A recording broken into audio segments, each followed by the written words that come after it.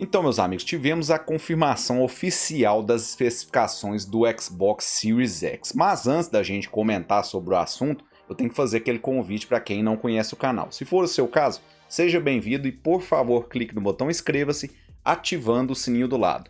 Feito isso, bora conferir. Pois é, meus amigos, o Phil Spencer, chefão do Xbox, confirmou via site oficial, então não é especulação, é fonte oficial, as especificações do Xbox Series X, console de nova geração que será lançado no final do ano. Então, como sempre, sem enrolação alguma, vamos lá para elas. Então essas são as especificações oficiais, a gente vai pontuar aqui cada uma, mas de início ali a gente já bate o olho na mais impressionante, que são os 12 teraflops de poderio gráfico. Cara, isso é muita coisa, a gente já vai chegar lá, mas 12 teraflops é muita coisa, meus amigos. Então vamos começar a pontuar aqui o que foi revelado oficialmente. A gente sabe que os consoles, tanto da atual geração como da próxima, usam APU, um chip customizado, onde a gente encontra tanto a GPU, a placa gráfica do aparelho, como a CPU em um único encapsulamento. O CPU, ou seja, o processador, foi confirmado que será na arquitetura Zen 2 da AMD. Até aí nenhuma grande novidade, a gente já fazia ideia que seria isso aí mesmo, e o poder de processamento será 4 vezes superior à do Xbox One. Então teremos um grande salto aí no quesito CPU.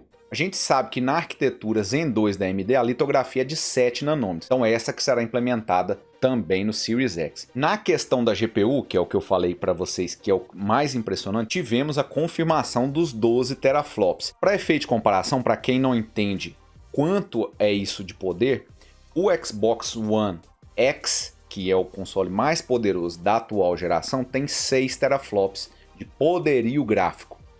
E o Series X terá 12, então será 2 vezes mais potente do que o Xbox One X. Mas, como eu disse, a CPU será muito melhor. Então não podemos levar em consideração somente uma vez mais potente. Comparando com placas gráficas de PC, em teoria o Series X será mais poderoso que uma RTX 2080, cara. É muito poderoso, meus amigos, para um console. Os rumores que saíram na internet semana passada apontavam para 11.8, então ficou ali bem próximo mesmo aos 12 teraflops. Mas o que mais me espantou foi a microarquitetura apresentada da GPU, que será a RDNA 2 da AMD, meus amigos. Que, para quem não entende nada, é como o chip será fabricado. A RDNA 2 da AMD usa 7 nanômetros de litografia. Basicamente, quanto menor a litografia, menos energia vai usar, menores os transistores, então dá para você colocar mais transistores lá dentro, maior eficiência e mais poder gráfico. É muito poder para um console, meus amigos. Tivemos a confirmação do VRS, que é a taxa variável de sombreamento. Basicamente, os desenvolvedores vão poder escolher onde as sombras, os sombreados, a técnica de sombreamento ali será implementada, economizando assim poderio gráfico. Por exemplo, o personagem está ali na sua frente e nele as sombras são mais bem trabalhadas. E às vezes, numa árvore, a sombra é um pouco pior, economizando processamento. Então isso é muito bacana para os desenvolvedores, para poder trazer uma melhor experiência, melhor aproveitamento do processamento do console. Tivemos a confirmação, mais uma vez, do Ray Tracing acelerado por hardware. Para quem não conhece, é o rastreio de raios de luz. Isso faz com que a iluminação no ambiente ou em algum objeto se torne mais real. É um método que a luz se comporta através daquele objeto. Por exemplo, você tem um copo aqui, é como a luz reflete nele. Então não é só os efeitos, tipo, por exemplo, reflexo numa poça de água. Não, é toda a luz do ambiente. Então, por exemplo, no rosto do personagem, se a luz está de frente, como ela vai se comportar refletindo naquele objeto, trazendo assim mais realismo para os personagens e para os games, cara. E isso sendo acelerado por hardware, a gente tem mais poder para trazer mais detalhes para essa técnica. Com certeza é uma das grandes inovações da nova geração no quesito gráfico. Tivemos a confirmação do SSD de alta performance e, através da performance do SSD, tivemos a confirmação do resumo rápido. Por exemplo, nos consoles de hoje, a gente pode sair de um jogo, deixar ele stand-by e depois você voltar para aquele jogo exatamente no ponto que você estava. Segundo a confirmação do site oficial aqui, o Series X terá a opção de você fazer isso com vários jogos. Então, por exemplo, você tem o The Witcher 3 rodando aqui, Aí você abre outro jogo, The Witcher 3 fecha e fica lá em stand-by. Você pode voltar para ele que ele abre na mesma hora. Então, através desse SSD, né, desse armazenamento de alta performance, a gente pode ter essa funcionalidade. Isso é muito bom, você trocar de um jogo entre outros sem precisar fechá-lo.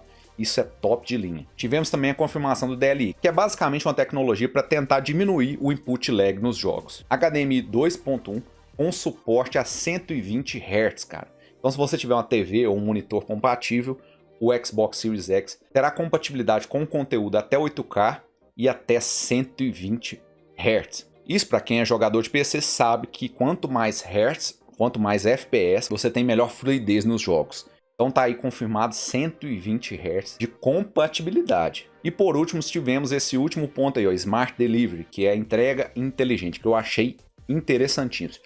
Já foi confirmado que o Xbox Series X não terá jogos exclusivos da Microsoft no seu lançamento, exclusivos somente para o console. Eles sairão também para Xbox One. Então, ou seja, esse Smart Delivery é o seguinte, vamos supor, logo tá saindo o Halo Infinite, você comprou ele para Xbox One. Então, quando você comprar o seu Xbox Series X, você terá a entrega daquela versão otimizada para o Series X quando você pegar. E essa tecnologia também estará estendida aos desenvolvedores que quiserem fazer o uso. E uma grande desenvolvedora já comentou sobre essa funcionalidade. E quem comentou foi a CD Projekt através do Twitter oficial. Olha a nota que ela deixou lá. Os jogadores nunca devem ser forçados a comprar o mesmo jogo duas vezes ou pagar por atualizações. Proprietários de Cyberpunk 2077 para Xbox One receberão a atualização do Xbox Series X gratuitamente quando disponível. Então, cara, isso é excelente. Pensa o seguinte, você comprou aqui o Cyberpunk 2077 para Xbox One. Aí vamos supor que no final do ano ou no início do ano que vem você comprou o Series X. O Cyberpunk que você tem lá na sua conta ou mídia física, você vai poder rodar no Series X tendo uma atualização gratuita com os recursos, com as melhorias gráficas para o Series X. Isso aí evita o que, meus amigos? Remasters. Essa geração do PS4 e Xbox One foram lançados incontáveis remasters e alguns com full price, meus amigos. Isso é muito difícil. Você comprar um jogo que às vezes você já tinha comprado no outro console, de novo, só com algumas melhorias ali. Então esta tecnologia praticamente vai anular os remasters. E tomara que isso se torne padrão da indústria. Ninguém tem que ficar obrigado a comprar mais um jogo, não, cara. Tomara que isso venha para o PlayStation 5 também, senhores. Então, resumindo aqui sobre o Xbox Series X, teremos um monstro. Teremos sim uma máquina muito potente, com especificações muito boas. Do lado do PS5, meus amigos, ainda não tivemos nenhuma confirmação oficial das especificações. Tivemos só algumas confirmações pontuais, como por exemplo o Ray Tracing por hardware. Isso aí foi confirmado pela Sony lá na CES 2020. Então vamos esperar aí para a gente fazer a comparação entre as especificações, né? Mas você está vendo aí uma novidade que surgiu aí, pelo menos relacionada ao PlayStation 5. É uma nova patente. Como eu digo sempre aqui, patente não significa que teremos isso aí no console final.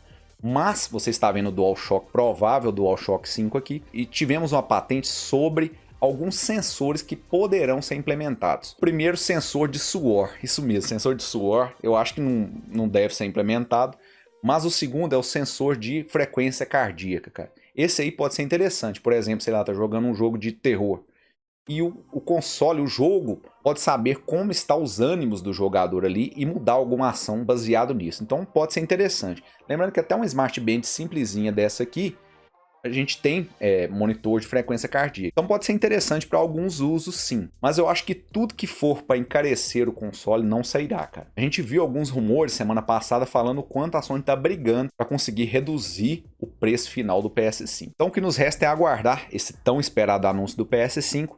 Eu realmente acho que a Sony está demorando muito. Se a gente for comparar com a época do PS4, já tinha sido anunciado todas as especificações do console. O jeito é esperar. Então, meu amigo, se você ainda não conhecia o canal, quero te convidar mais uma vez. Por favor, clique no botão inscreva-se, ativando o sininho das notificações para você poder receber os próximos vídeos. Sempre que tiverem notícias interessantes, dicas, tutoriais, eu trarei aqui para vocês.